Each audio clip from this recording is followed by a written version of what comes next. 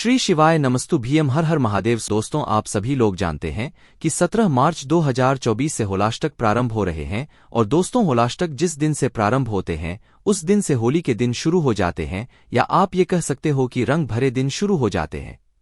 अब जब दोस्तों इसी होली के दिनों में या इसी रंग भरे दिनों में जब पहला सोमवार पड़ जाए तो इससे अच्छी बड़ी बात और क्या हो सकती है। तो दोस्तों, होलाष्टक के अंतर्गत पड़ने वाला जो पहला सोमवार है वो 18 मार्च 2024 के दिन पड़ रहा है। इसीलिए दोस्तों, इस होली का जो पहला सोमवार है, इसके दिनों में पड़ने वाला जो पहला सोमवार है, जो कि रंग भरा सोमवार है या होली का सोमवार है, भाई इसकी महत्वता बहुत ही ज्यादा पड़ी है। इसीलिए दोस्तों, इस वाले सोमवार को, इस रंग भरे सोमवार को, इस होली वाले सोमवार को आप लोगों को अपने हाथ से बिल्कुल भी नहीं जाने देना चाहिए। क्योंकि दोस्तों, इस सोमवार को आप लोगों को एक ऐसा उपाय कर रहे हैं जो कि पंडित जी ने अपनी सीहोर वाली कथा में ही बताया है। आप सभी लोग जानते हो कि रुद्राक्ष महोत्सव में पंडित जी जो उपाय बताते हैं वो उपाय का फल आपको बहुत जल्दी मिलता है और बहुत बड़ा होकर मिलता है। उसी में से दोस्तों ऐसा उपाय पंडित जी ने बताया हुआ है सीहोर की कथा में, रुद्राक्ष महोत्सव में, जिस उपाय को आप लोगों को इस होलाष्टक के पहले सोमवार के दिन करना है। होलाष्टक के पहले सोमवार को आप रंग भरा सोमवार भी कह सकते हो, क्योंकि होलाष्टक के दिन से होली के जो दिन होते हैं वो शुरू हो जाते हैं और इसके बाद जितने भी दिन होते हैं वो सभी रंग भरे दिन होते हैं, होली के ही दिन होते हैं। तो 18 मार्च 2024 के दिन पड़ रहा है होली का पहला सोमवार। इसीलिए इस सोमवार को आप लोगों को कौन सा उपाय करना चाहिए? एक ऐसा उपाय करना चाहिए जिस उपाय को से आपके घर में कभी भी पैसों की कमी नहीं होगी। बहुत सारे लोगों के मन में ये प्रश्न होता है कि भाई हमारे घर में तो पैसों की इतनी समस्या है, दिक्कत है कि हम सोच भी नहीं सकते।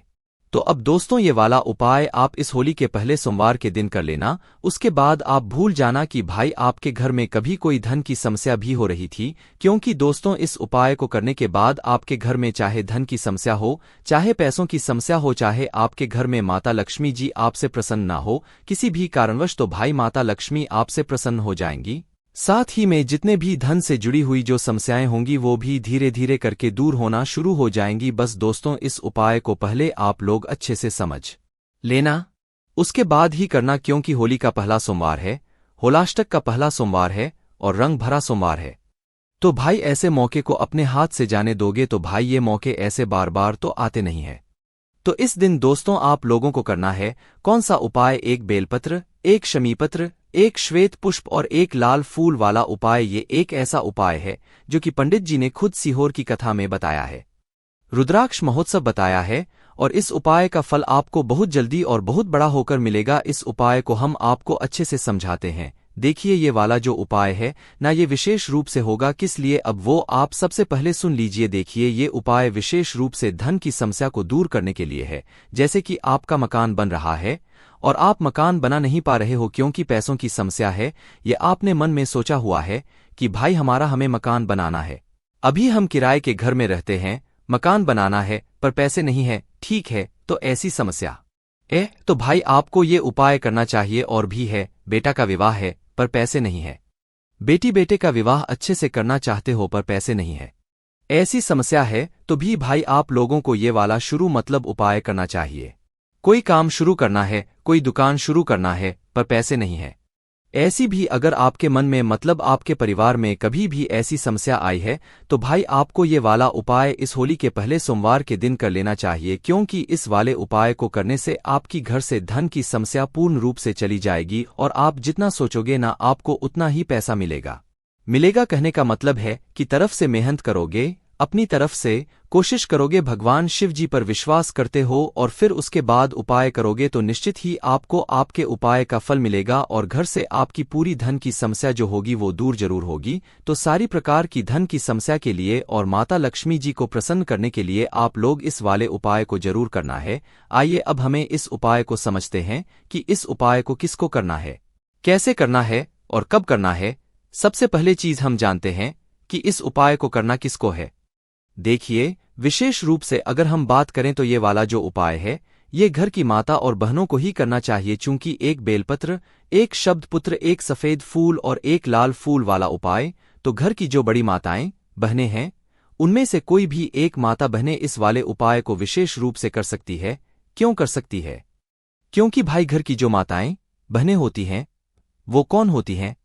कौन मानी जाती हैं? लक्ष्मी मानी जाती हैं। अब जब घर की लक्ष्मी ही एक ऐसा सबसे बड़ा उपाय कैसे विशेष दिन पर करेगी, रंग भरे सोमवार या होली के पहले सोमवार के दिन करेगी, तो भाई आप खुद जानते हैं कि भाई उस उपाय का फल आपको कितना जल्दी और कितना बड़ा होकर मिलेगा। इसलिए मुख्य रूप से इस वाले उपाय माताओं बहनों को करना है। पर अगर किसी कारणवश माताएं बहनें इस उपाय को ना कर पाए, घर में उपस्थित ना हो या किसी और कारणवश भी, तो भाई घर का कोई बड़ा एक व्यक्ति भी इस वाले उपाय को कर सकता है। पर उपाय को कर लेना, आपको उपाय का फल अगर चाहिए है तो भाई जैसे ही आप लोगों की ये बात मतलब क्लियर हो जाती है, अब इसके बाद में आपका ये प्रश्न आता है कि इस उपाय को हमें करना किस समय है। तो देखिए, इस उपाय को करने का जो समय है वो मुख्य रूप से आप लोग सुन लीजिए। देखिए, इस उपाय को मुख्य रूप से आप सुबह के समय कर सकते हो। किस समय कर सकते हो? सुबह के समय प्रातःकाल कर सकते हो।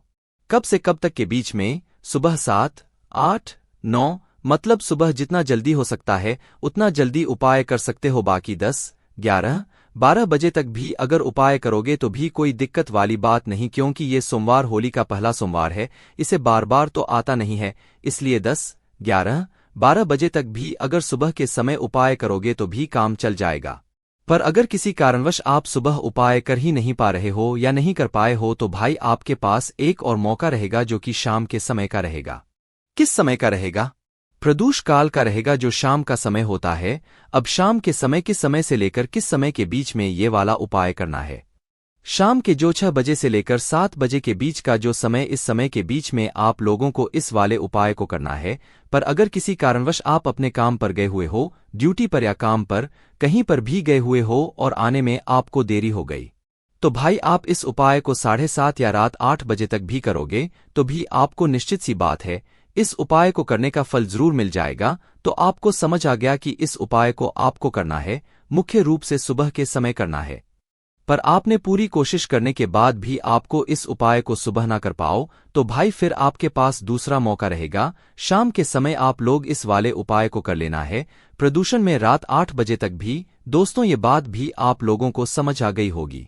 अब जो है सबसे बड़ा यहाँ पर प्रश्न निकल कर आएगा कि भाई इस उपाय में हमें सामग्री क्या क्या चाहिए। इस उपाय को हमें जैसे हम सुबह कर रहे हैं तो क्या सामग्री चाहिए, शाम को कर रहे हैं तो क्या सामग्री चाहिए? सबसे पहले तो आप मुख्य रूप से जो उपाय की सामग्री है वो सुनो। देखो, उपाय बहुत आसान है, बस समझने वाली बात है। उपाय का फल ही इतना बड़ा है कि भाई आप लोगों को थोड़ा बहुत तो समझना पड़ेगा। तो देखिए, उपाय की जो सामग्री है वो बहुत ही मतलब आसान सी सामग्री है, भगवान शिव जी पर चढ़ने वाली सामग्री है।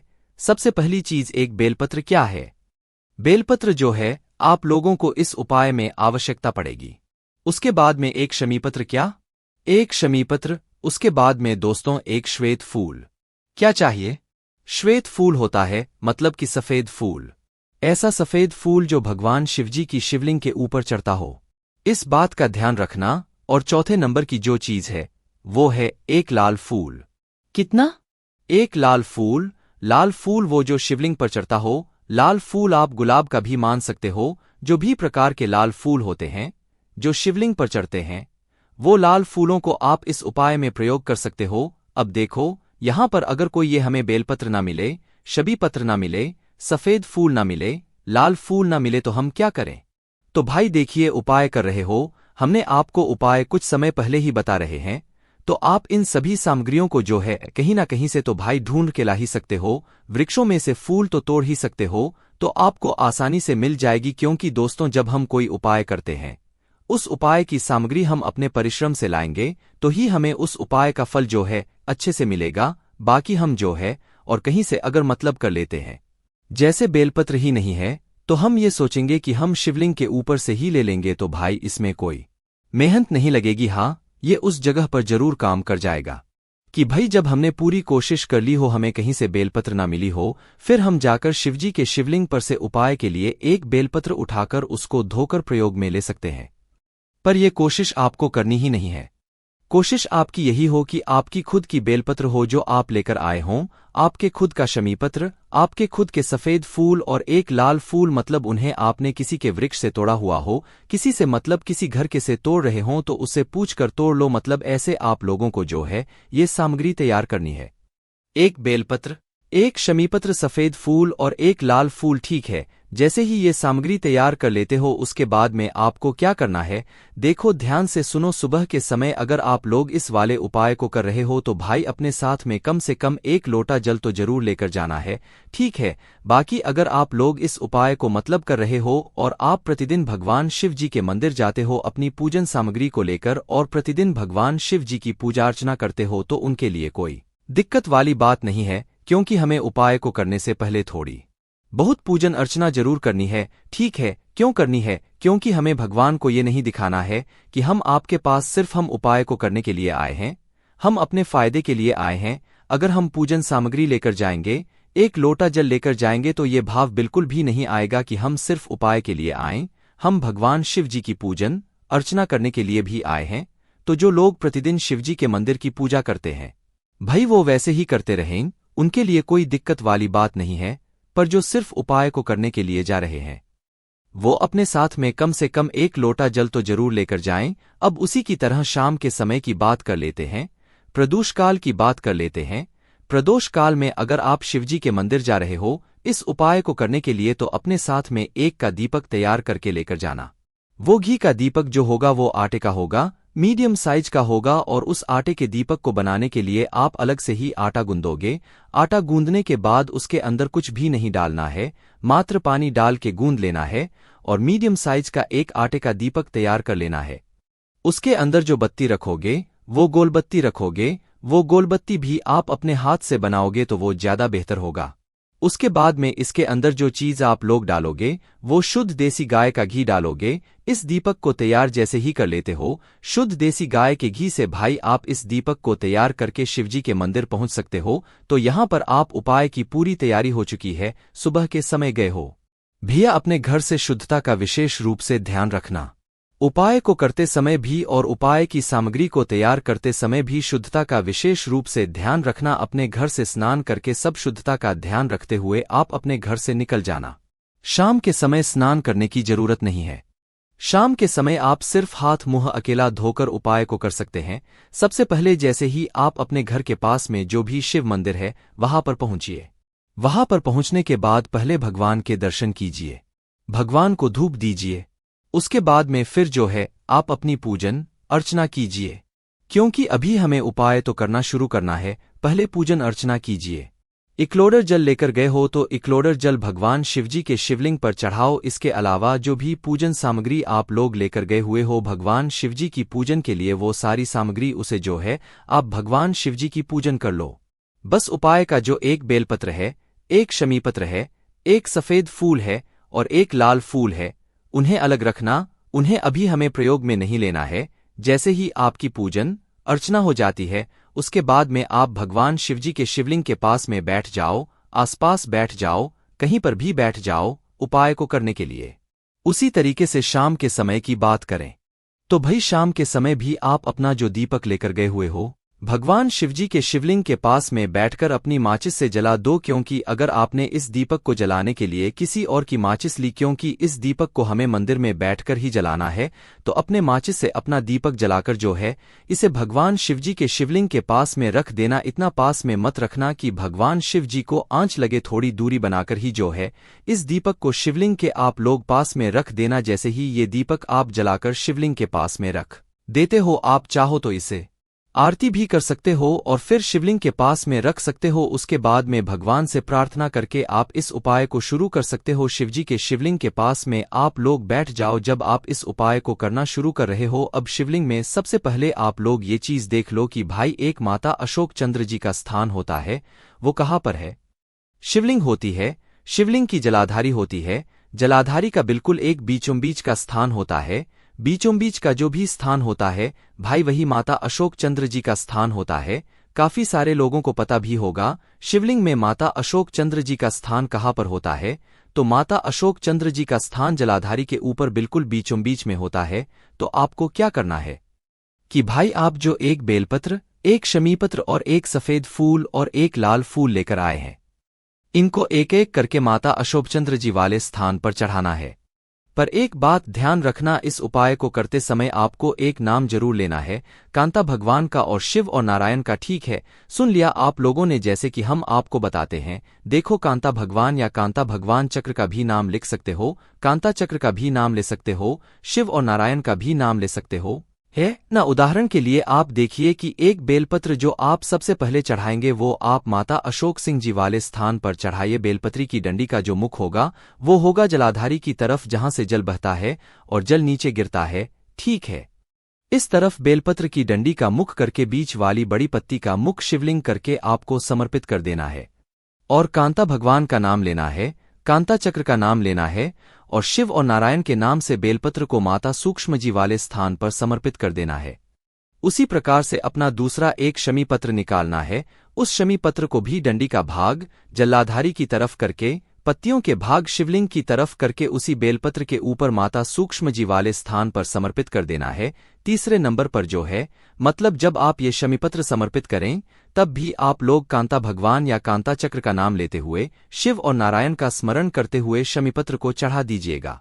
उसके बाद में एक सफेद फूल जो आपने लिया है उसको भी आप लोगों को माता सुख समृद्धि वाले स्थान पर चढ़ाना है। इस फूल का जो खिला हुआ भाग होगा वो शिवलिंग की तरफ होगा और जो फूल का डंडी वाला भाग होगा वो जलधारी की तरफ होगा। और इस समय भी आपको कांता भगवान या कांता चक्र का नाम लेते हुए शिव और नारायण जी का स्मरण कर लेना है। उसके बाद में आखिरी में आप लोग सिर्फ एक लाल फूल आपके पास बचा हुआ होगा, उस लाल फूल को भी आप लोगों को भगवान शिव जी के शिवलिंग के ऊपर चढ़ाना है। खिला हुआ भाग शिवलिंग की तरफ ही होगा, डंडी का भाग पीछे की तरफ ही होगा। और उसके बाद में दोस्तों आप लोगों को जो है कांता चक्र या कांता भगवान का नाम लेते हुए शिव और नारायण का नाम लेते हुए इस फूल को समर्पित कर देना है।